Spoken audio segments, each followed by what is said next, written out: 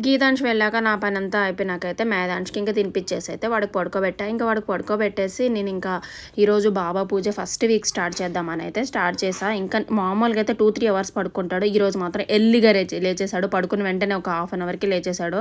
కొంచెం ఇబ్బందయింది. ఇంతకుముందు చేసేటట్లయితే బాబా పూజ అయితే చేయలేకపోతున్నా ఇప్పుడు పిల్లలిద్దరితో చాలా కష్టమైతుంది. సో, వాళ్ళకి ఏడిపిచ్చి, వాళ్ళకి ఇబ్బంది పెట్టి అయితే మనం చేయలేం కదా! సో, అందుకని కొన్ని రోజులైతే గ్యాప్ ఇచ్చాను చేయలేక. సో, ఇప్పుడైతే స్టార్ట్ చేశా. 5 వీక్స్ అయితే చేద్దామనుకున్నా. ఇదొచ్చేసి ఫస్ట్ వీక్ అనమాట. ఫస్ట్ వీక్ చాలా బాగా అయితే జరిగింది. సో, పూజ అంతా మంచిగా అయిపోయినాకైతే ఇంకా ఈవినింగు పిల్లల్ని తీసుకొని అలాగైతే సిటీ సెంటర్‌కి అయితే వెళ్ళాము. గీతాంష్‌కి చెప్పులు తీసుకుందామని అయితే వెళ్ళాము. మనకైతే ఎప్పుడు ఎక్కువ పని ఉంటదో అప్పుడే పిల్లలైతే ఏడుస్తూ ఉంటారు.